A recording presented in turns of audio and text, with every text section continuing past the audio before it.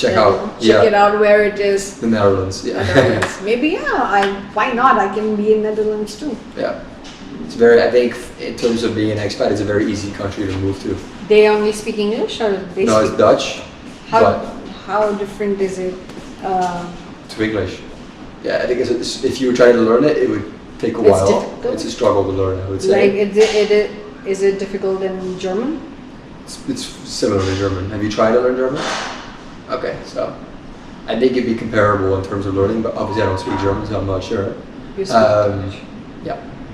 But the Netherlands, it has the highest level of English proficiency of a non-native English-speaking country in the world. Okay. So, like, if you, especially obviously Nike being an international corporation, but if maybe like in Hilversum, because it's not a city, but let's say if you're in Amsterdam, there's not a single Dutch person walking around who you could not speak English to. Even the homeless people could ask you for money in English. Wow. And have conversations with you in English. Okay. Yeah. Like this, if you go to any city in the Netherlands, like everyone speaks English.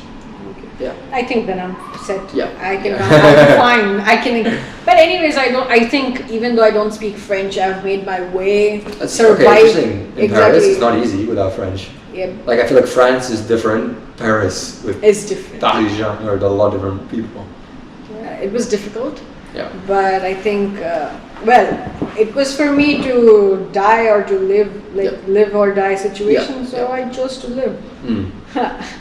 So yeah. I think a lot of, not my parents, but a lot of my friends, they were like worried. They kept on questioning me, why did you choose a country where you don't even speak the language? I'm like, well, that's a challenge, and it's a very good challenge. I didn't think about it before coming. I just went with it because it's a good opportunity. Yeah.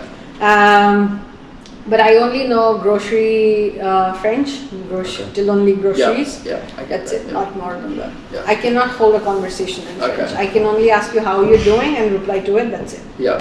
Yeah. Okay. Just like ça va. Bien. Ça va, bien. Ça va et Et toi? toi? Yeah. C'est tout. Simple. Over. And you have been trying to learn French? No, I will Any take lessons? actually classes once I go back, because I feel my Duolingo and any other online courses is not really helping me. Duolingo is, in terms of like, I feel like for example, when I went to Denmark, when I found out I was going to Denmark, I found out on like February, and I was going to move on September in 2023. And I did Duolingo for that whole period of time, for those like 6 months, and it really helped with like the basics. Only the basic that helps. The basics, like if you know nothing about a language, Duolingo is great, because it'll teach you all the basics you need to know. Exactly. So when I was there, I could ask random little questions and ask them, how are you doing?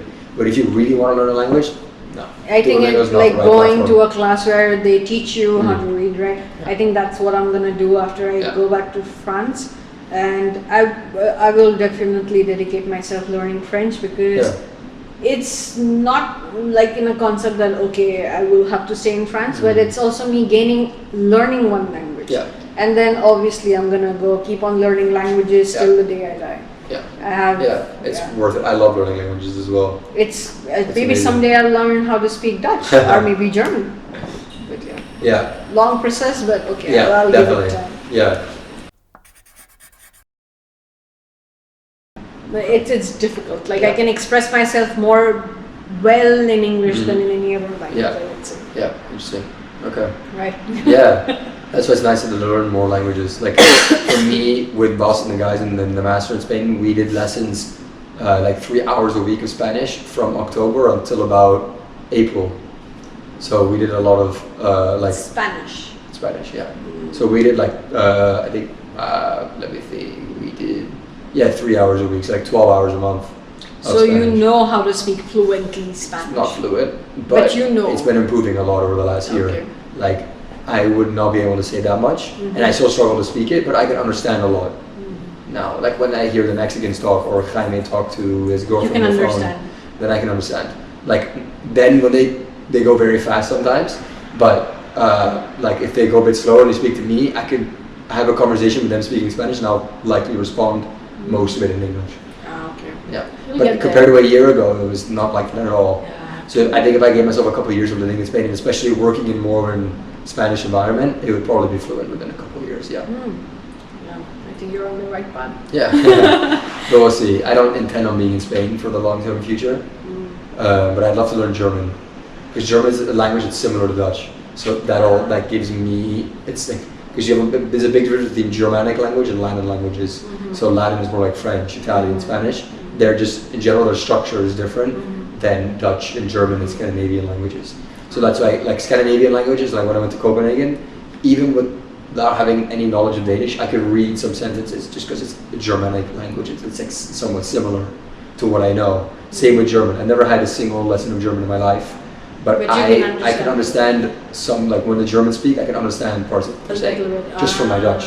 Versus a Latin language, if you just know Dutch, you're really going to struggle with Italian, Spanish, and French, because they're just different as Latin languages. I didn't know and their structure is much different. So in Dutch we use, like, for the word the, like a dog, we use de and het.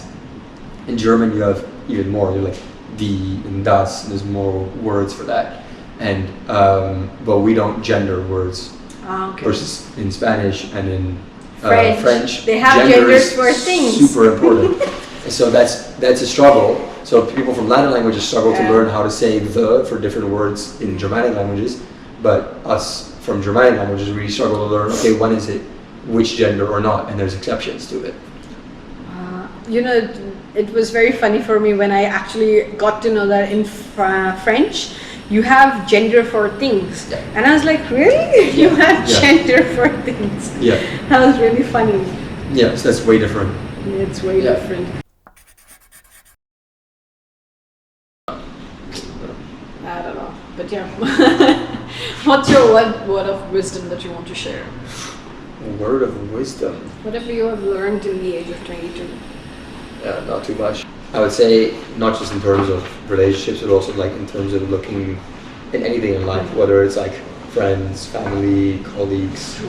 I would say it's important just to be yourself and stay true to who you are and like what your identity is, and never to change who you are for someone else, whether it's a relationship, family, friends, or an employer. I'd say that's, for me, is most important. And I struggle with that because I wanted to be a different version of myself in order to find that internship, in order to find that person that I want to be with, in order to find that job in the future. But every time I do try and be different than myself, I just realize it doesn't work. That it is most important just to be who you are, regardless of what you have achieved in life. That's true. That's true.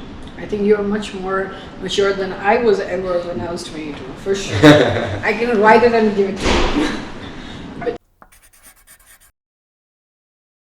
But yes, what do you say? You are also in a documentary with Samuel. I forgot to, like, it was in my mind that we started. I don't think he's had the real end product though, has he? I don't know. No, because I think I would have heard about that in the meantime. But yes, I'm in the documentary. Samuel was talking about it when I was doing the episode with him. Yeah. And then, you were in the documentary. So how do you feel? For Korea and Japan. Yes. Yeah, that'd be cool. I think there's a lot of it, of a documentary that's later as well that I'm not part of. Oh, okay. So for example, they continued on to China, they went to Vietnam. Yeah, I didn't see and you Thailand, in Instagram. And I'm not in any of those.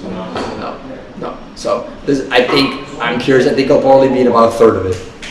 But still you are in it. Yeah, it's true. Yeah. So that's important, that you are still in it. Gotta get my royalties from them, get my royalties from the documentary if it earns any money. Like, screen hey, where's my credit? Yeah. Screen timing, give me money. Yeah. But it's really cool. But I really like how you take the pictures and you're still like, the still videos. Yeah. You really have to teach me how you do it. Will do. Okay. Times 2 on the phone. That's how you do it. Okay. Yeah. Teach me everything about that. Sounds good. Any final word you want to share before we wrap up? I think it was nice. Thank you for having me on the I don't know why people they keep on thanking me, but I really have to thank people that they are humble enough to say yes to sit and talk to me about this. Yeah, I think it's cool that you're doing that. Really? Yeah, I think so. And you have different guests. And I think the fact that you have the different guests right now is a perfect time to do these interviews, because you have people of all like such different backgrounds, but all aligned towards their interest in sports. So. Interest in sports also, they all have very different backgrounds that they want to pursue in future. Yeah. It's not only limited to here. Yeah, and it's interesting because everyone has such different backgrounds. They all have such different inspirations and reasons to be where they are today. The reasons why we're all in the same place now.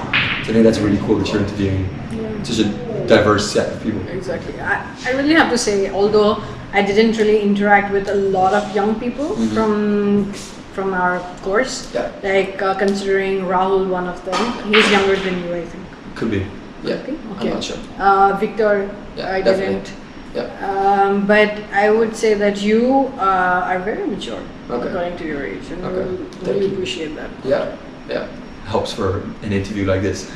Really? No, but in general also, like, even not in front of the camera, in general, when you speak, you're really mature. Okay.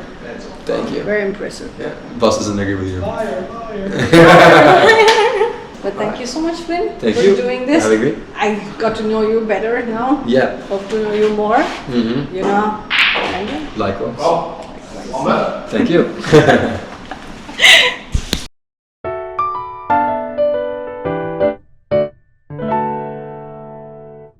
Definitely. But because right now you speak English and? I speak English, I speak a little Korean. I know like a very little of French. Okay. But I know Hindi and my own mother tongue. Which is? Bengali. Okay, cool. You know, Aline has a something in some language, so that's my dialect. Okay, it's cool. my mother tongue dialect. Cool. Okay. So when I saw it first in Korea, I was like, "Hey, where did you get this tattoo from?" She's like, "I got it from Nepal." And like that is like my mother tongue. That's my dialect. Yeah. And then it was so cool. What does it say? It says inner peace. Oh, cool. Okay, and it's spelled correctly, you know? Yes. Because I feel like sometimes when you go abroad and like the local person's like, this is like total wrong spelling. No. Because to be very fair, I do not, I cannot read and write in my own dialect. Okay. It's a shame. Yeah. Which a lot of people they tell me. Yeah. But I speak it, but I sometimes feel that I'm losing the touch of speaking the language because especially if you're abroad. Yes.